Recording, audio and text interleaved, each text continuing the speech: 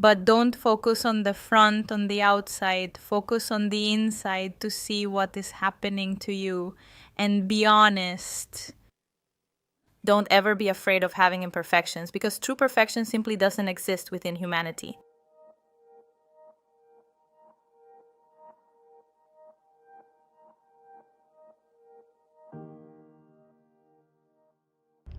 Hello, my name is Zenka Caro. I'm founder of LightNet, and my passion and purpose is to make the impossible possible. We are here today with Eliana Estefanía Wnetrzak, who is the founder of the Academia Miguel. She studies the hierarchy of angels and brings this down into the spiritual science that is incredible knowledge around the vibratory multidimensional world that we live in. I have seen her heal people, and it's nothing short of a miracle. Over and over and over again in a room of 30 people. It was unbelievable. She has really taken ancient wisdom, combined it with modern science, and she's presented over 200 times around the world, and she has over 1,000 students. Check it out. What exactly is my passion? My passion is love. And it is all about true freedom. My passion is finding love in every person when they can't love themselves in the darkness. We're always used to everything being beautiful, but it's not always like that. God created duality, God created sadness and suffering, and my passion is to love both. That is my passion. There was no moment I said, like, this is what I'll do, this is what I came to do. In fact, I didn't go to it, it came to me. I studied, did my own thing, opened my beauty salons and so on, and this was simply happening. It wasn't something I was trying to force, it was something my soul was meant to do. I didn't have a choice, it just happened. And it wasn't that at some point I said, okay, yes, this is my calling. Because in fact, I don't even say that to this day. Oh yes, this is absolutely my kind of thing. Because what in life ever truly remains permanent? Nothing. Our jobs are nothing at all. Nothing. Children grow, houses are built, all things are made, everything dies and is born all the time. So I can't say this is mine. This is today. Tomorrow, I don't know. The important thing is to be able to enjoy that new thing that's coming. Oh man, well, where do I even start? Because it's very long. But since I was little, I had many connections with many beings that at that moment weren't so positive.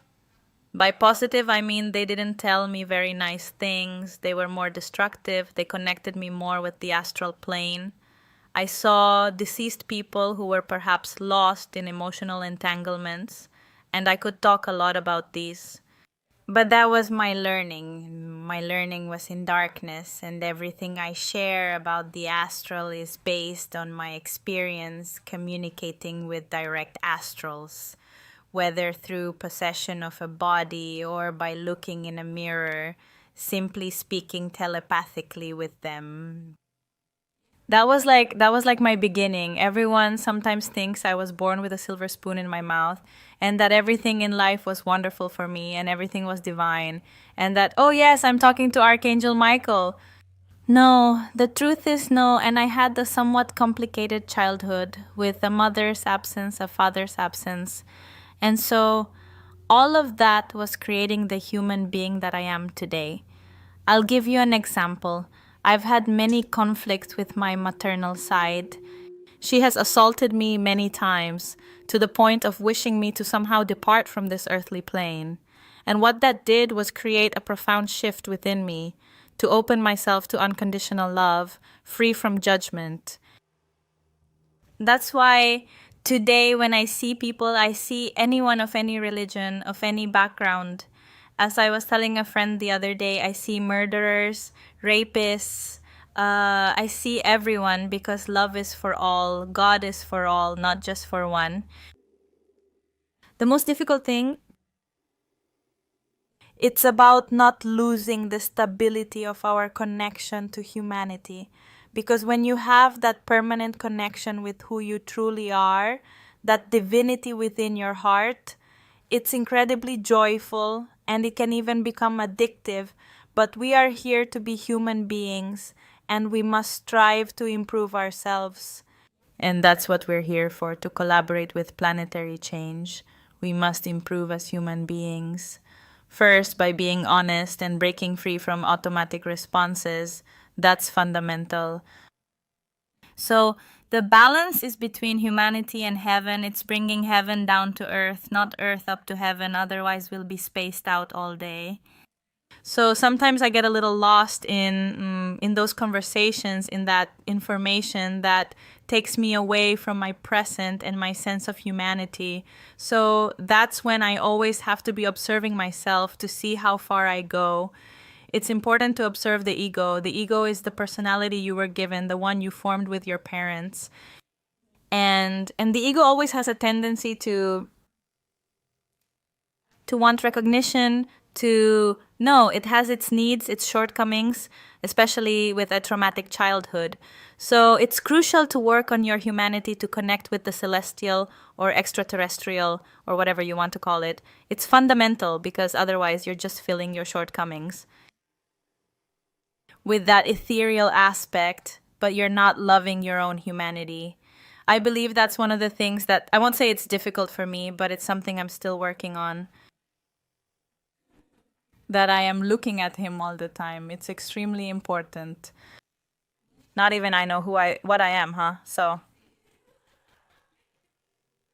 I can give you tons of personalities. I can give you tons of things. My character is Eliana Estefanía Wnetrzak, who studied dermatocosmetology, esthetician, psychology, psychopharmacology, psychogerontology, daughter of, sister of, right? Is that understood? That is my personality, which has all its shortcomings, which has its emotional cysts, and so on. And then we have a heart, the divinity that dwells within us, which coexists with many planes, the planes they call extraterrestrial, Zulmas, Pleiadians, Syrians, Arcturians, and the infinitely, because creation is infinite. We can't grasp it with our minds, we can only feel it with our hearts. So, what can I tell you about who I am? I simply am, that's it. Okay, but for the people who we were perhaps going to cut some videos for that interview, but to explain a little bit about how to work with people. That is to say, people come, we sit down, I connect. Just to give a little bit of context.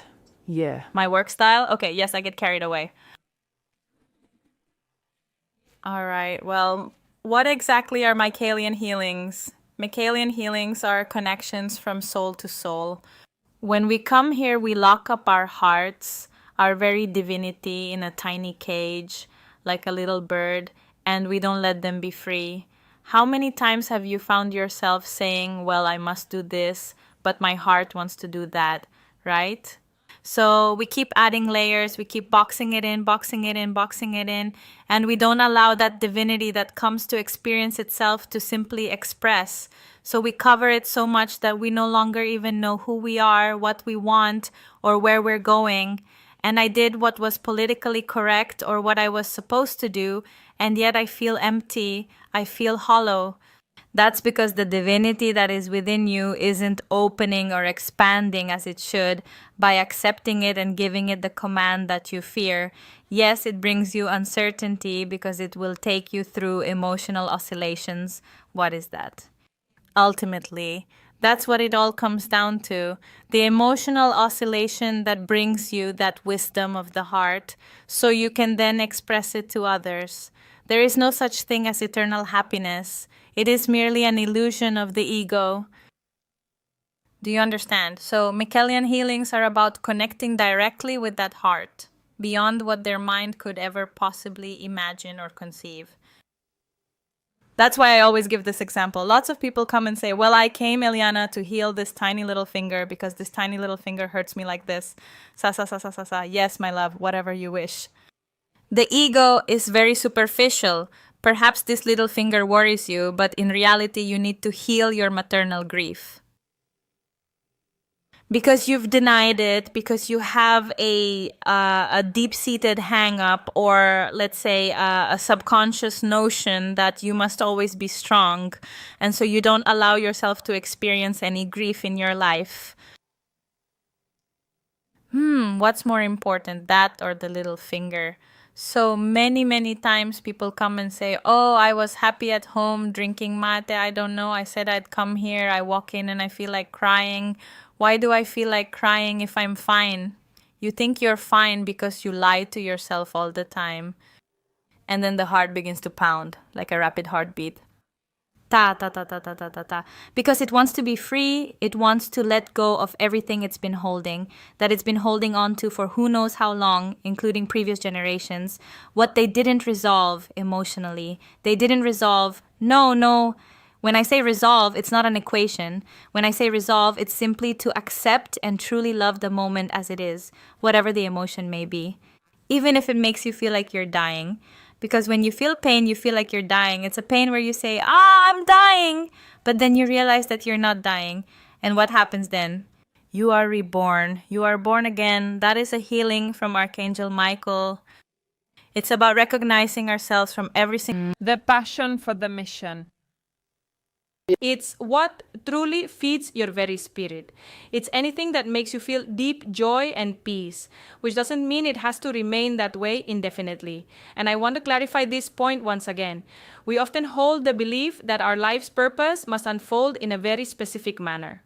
Let's decide that my life's mission here is to be a artist and I'm going to be a artist for 40 years. No, after 40 years of being an artist, you'll be tired and you'll say, okay, the practice is very nice, but because nothing in life remains static, everything transforms and your life's mission transforms as well. It's always transforming, it's always changing. So all the time, today, for example, I do this, but I used to do it differently. 2 years ago and 3 years ago, it was different. And 4 years ago, it was different. And when I was little, I did it and I didn't even know what the hell I was doing. Do you understand? And it was different also because my belief was different, because my unconscious still had patterns where it believed in this good and evil, in that war. And when you find oneness and when you realize you are a child of God and that you create your reality based on your emotions and what you hold in your unconscious, everything absolutely changes. The mission of life is simply to live in the present, to nourish your spirit and just let it transform if it needs to. I'll go back to the example of when people ask me, Ellie, how do you see yourself 40 years from now? 40 years from now, I don't have the faintest idea of how I'm going to look. Perhaps my life's mission is to have a child. And that is a great life's mission. Why? Because you could be a mother who has a special child, who has gifts, who hears, who sees. And then instead of taking him to a psychiatrist, accompanying him through that process, I actually work with many children. In fact, I have groups of kids in Capilla del Monte who work with me, who have gifts. That they are emotionally treated as if they were crazy, that they are called this, that, and all sorts of things, that they are beings who come to continue giving the message of love. Yes, it is. I close my eyes because I'm very much into sensations. It's when I close my eyes, I feel everything. I feel everything, even before I walk in. Many times I feel people's anxiety, I feel their nerves, I feel the pressure in their chest that are like this, and people straining as if saying, no, what's happening to me? I don't know if I'm having a panic attack. I'm going to have a heart attack. I have tachycardia. I'm feeling all of that within me. And in that moment, as I stand here, I'm also perceiving how some hearts are already automatically opening on their own and releasing. They're opening, letting go of whatever they need to let go of, wherever they might have an emotional blockage. Where I have a physical or non-physical illness, because sometimes the symptoms are there, but there's no diagnosis as such, and that's the pre-stage, you see. But they are emotional cysts, they are emotions that are trying to, this is scientifically proven by biodecoding with Hammer's focus, isn't it? When you have an emotion, Hammer's focus forms in the brain. It tries to fix that emotion you don't process in an organ like, say, your throat, etc. But it doesn't mean the emotion goes away. You heal your throat, you heal the tonsils, the emotion returns later. It's like taking a moment of relief to rest from that emotional vibration you don't dare to accept and love. From the very dawn of recorded time, we have known about separation. That is something we are already well aware of. So why don't we make an effort to unite? Why don't we try, with each of us holding our own beliefs, respecting one another, to accomplish something for the world? My call is to all religious leaders. I will sit at that table and say, all right, we know that each person has their own theory, their own truth, and so on and so forth. We all possess the ability to create our own truth every single day. That truth is yours. Fantastic, brilliant. I love it. I bless you. I'm really enjoying myself. I find her to be quite victorious. All right, let's do something. Something together. Whether you're Catholic, evangelical, Taoist, whatever it may be, it all leads to one single purpose. It all serves to nourish the spirit. Why don't we try something different and cease repeating the mental routine of what is supposedly politically correct, what constitutes truth, and who truly possesses it? Connect with your heart and let go of so many things that are just beliefs, because we have so many beliefs that are ingrained in us from the moment we are born, and everything we read, which was written by someone else based on a concept they had at some particular time, it's understood that it's real, that it's real. Real is now. Real is what we are feeling. And if you believe that, and I think this is wonderful, but what do you feel? Do you feel like giving love? Do you feel like supporting others? Do you feel like seeing yourself? All right, let's go. No matter what you believe, no matter who you are, let's shed the suit and simply offer our hearts and hands. That is my life's dream. Listen, feel, and observe when you sense things. In that moment when you are with someone and it gives you a feeling, what is happening to you? But don't focus on the front, on the outside. Focus on the inside to see what is happening to you. And be honest. Don't ever be afraid of having imperfections, because true perfection simply doesn't exist within humanity. But don't focus on the front, on the outside. Focus on the inside to see what is happening to you. And be honest. Don't ever be afraid of having imperfections, because true perfection simply doesn't exist within humanity. See a gym, I'm going to train, boom, bang, pow. And suddenly I meet a woman who has very suggestive leggings with a very, very revealing top, right? So I start with the criticism. And I start, oh, look how she comes to the gym. Is she coming to train or is she coming to show off? Dala, stop.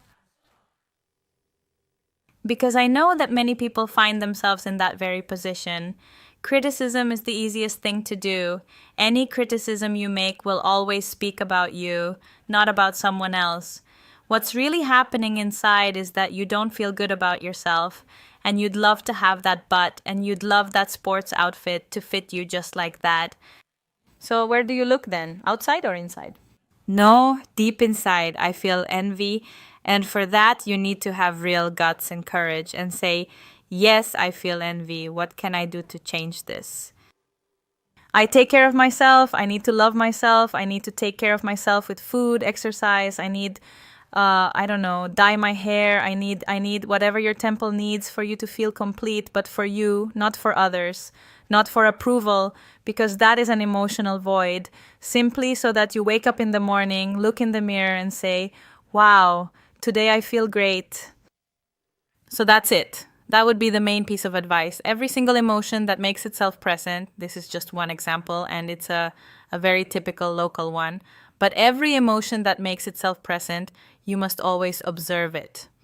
Your partner is a great teacher. All that anger that sometimes makes you lash out because they don't do things as they should, or as you'd like, or not this or that, well, all of that is pure magic for your soul, because the person is who they are and love is unconditional. On the condition that this love does not have any negative effect, deeply in a hurtful way. I'm talking about, we're not going to say unconditional love to a man who hits you, for example, right? That right there is teaching you self-love and all that. But I'm referring to what happens to you with that. For example, I don't know, my husband leaves his stuff lying around and I go crazy, and your husband leaves his stuff lying around because that's just how he is. Now, what's your problem with that? What does it take to pick them up for 2 seconds and fold them? Can we talk? Yes, of course we can talk, but it's always about you, and your partner's the strongest teacher you'll ever have. Where everyone is truly focused on their mission, it would cease to be a mission then, because humanity would no longer care about such things. That is what the ego is. Do you understand what I mean? They would simply exist. They would simply be, nothing more than that. It's like wanting to project an eternally happy world. Pause. And what would there be in an eternally happy world? Pause. Where there's nothing, no war, no fighting, no arguments, no opposing emotions stirred by another person. Everything is positive, everything is beautiful. Pause. How would you even know? Do you understand?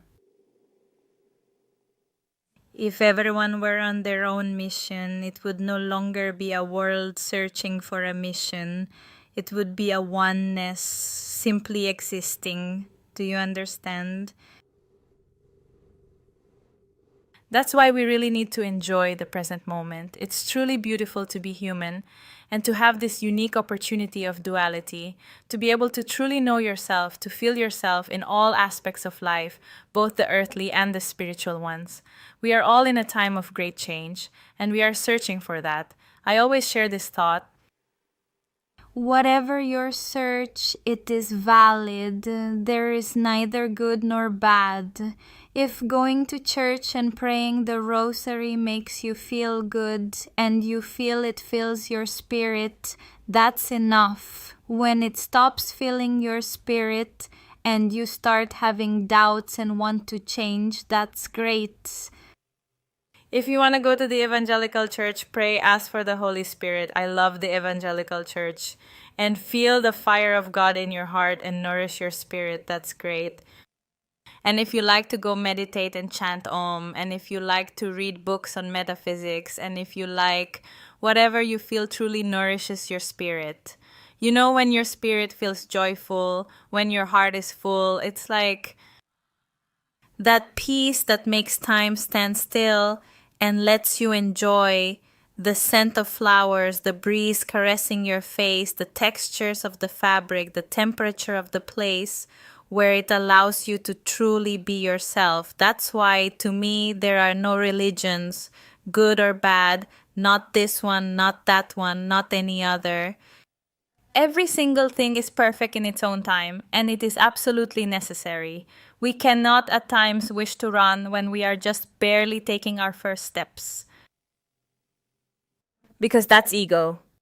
They always tell me, oh, Ila, yes, because you cured my cancer, or you cured this, I didn't heal you. Eliana Estefanía Wnetrzak is taking care of her humanity, her life, trying to get her rest, to deal with their emotional needs and shortcomings. Yes, of all that deep internal work. The moment I stand before that person, the only thing I do is open my heart, open myself as a channel, and simply let love do what it is meant to do. I am not doing anything at all. And when a person opens up to their inner self, they heal themselves. Do you understand what I mean? Let's imagine for a moment a person who has gastritis or an ulcer in their stomach. So the heart opens, and my heart, in a way, to give it symbolism, but no. In the heart, there is no symbolism, no form, there is nothing, right? It opens and tells you, well, you've been enduring since you were little, taking care of your parents. That's why you have that ulcer in your stomach that your grandfather had 7 generations ago, who had been enduring. Is that clear? Good. So, my heart is asking your heart this question. Do you truly wish to surrender to that pain and declare, I am so tired, I no longer want this? At that very moment, you automatically step into your own darkness. The darkness truly hurts. You cry, you scream, you vomit, etc. Once you expel all of that, your organ begins to heal because that emotion is no longer deeply rooted within that organ. That's why I do nothing. A person heals on their own when they accept themselves, when they truly love themselves. I'm just standing there. And in fact, sometimes I have mental songs playing. Sometimes I sing Karol G. Because no, in fact, if I start to take action and want to achieve something, I simply limit it because I'm doing it with my thoughts. And our thinking has a limit. Do you understand? If I say, well, I'm going to take this out here, I'm going to operate here, I'm going to do. That doesn't exist. That is not real. That's an ego fantasy to feel important. Quite simply, this is a message that I would like to give to all the channels. At present, there are many channels that are kind of misguided. Misguided is they need to introduce themselves, right? Hello, how are you? I'm Pepito Juarez. I'm this and that. I studied at some fancy pants place, master of masters, of little master, of baloney, right? It's as like the das countries is saying, and I have to tell you right now, this very moment, what your grandfather was telling you, it's like those are disorganized channels seeking approval or covering up an emotional issue they haven't worked on themselves. So when we find ourselves off track in that particular moment, we are not doing the will of God. God, Father, Mother, Creator, the universe, universal energy, our higher selves. Use the name that resonates most with you. Is that clear? And on the Samiason has been happening since the earliest times. Yes, it was in ancient Egypt when was in Odas, or Samaskiantas when knowledge was acquired. Many used it from ego. On as Afro-Brazilian religions and all related to managing astral beings have also been taken by ego. Understood? For they, in truth, come to accompany our process. They come to help us. But someone discovered that they were dual in nature and that they could materialize things and that they could work for a double side. Because the celestial kingdom only knows one polarity. Understood. So, one has to stay firm in oneself, connect with oneself, be honest with oneself. Look, are we always going to have something? We're always going to have something. That doesn't exist because many times I'll do an individual session. So, okay, yeah, go ahead. How are you? How are you doing? So. Tell me, how do you get along with your mother? And the first thing they say is, oh no, I already processed my mother in a constellation. I processed her in, I don't know what, I processed her in can healing, blah, blah, blah. And why are you crying? Because we will always be working on ourselves. That is what we came here for. It is not just working, it is self-experimenting and accepting ourselves. Because work sounds hard. It sounds like a duty. And it is not a duty, it is a joy. It is a joy. Today I am going through this. I become flexible with it. I accept it. Does it hurt? Of course it hurts. But it's the only way to transform myself and be better and be a purer channel to accompany the other's process. Because that's all we do is to accompany the other's process. More than that, we cannot do. No one heals anyone. The only thing that heals is love and faith. Throughout the years, in a way, measure time and space as past, future, and all that whole thing. Well, in the past, I've reincarnated and died many times trying to deliver messages. Well, now it's my turn at this precise moment, and the soul simply did it so many times that it did it automatically. What do I mean? I started with a cleanse. You see, I wasn't born eating just lettuce and... No. I mean, I used to go dancing, worked at night, smoked. I'd smoke a pack of cigarettes a day, drank wine, was foul-mouthed. I was a girl from the neighborhood, from the slums. So you understand where I'm going, what I'm getting at. Then the soul said, okay, that's it. You've experienced this, you've lived it. Now your purification has arrived. And I simply stopped tolerating gluten. I quit smoking. I quit drinking. I quit so many things. And I began to open up to myself, to truly open up to myself. I began to realize more and more things. And one fundamental thing I realized, which was and still is my greatest teacher to this very day, my mother, it is absolutely crucial not to fall into the ego when we awaken wisdoms deep within our hearts, because it truly belongs to our hearts, not to our ego. Is that understood? Because one can easily lose their way on that path. The soul can become disassociated from such a strong desire to be recognized or whatever emotional lack or void you might be carrying, because everything ultimately is rooted in our emotions. In fact, even before we incarnate, we already have a vision of our parents. We know what is coming through the family lineage. We need the mat to have a certain vibration to be able to enter that space. Imagine a painting like this with a lot of points and lines, right? Which is where life is written and where you'll encounter souls you already know. Because souls, look, I don't believe in a God who divides. I don't believe in a God who chooses some and not others. God is for everyone. Up to this point, is it understood? Good. So all the souls incarnated today, we incarnated in the same eras, finding each other as different characters, experiencing ourselves. Are we clear so far?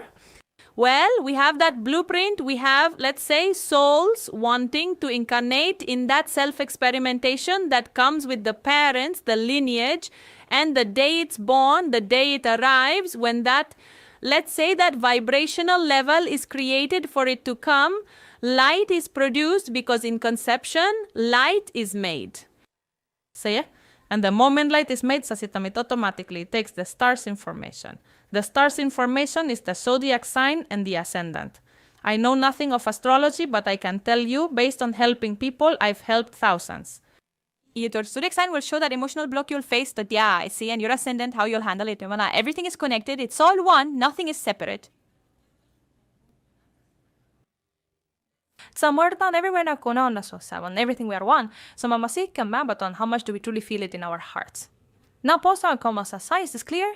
Post on imagine this very scene I'm describing with the lines, with the points where we meet here, where we incarnate, with an ovum and sperm. As it is above, so it is below, the macro and the microcosm. It's all about that, a constant expansion and experimentation.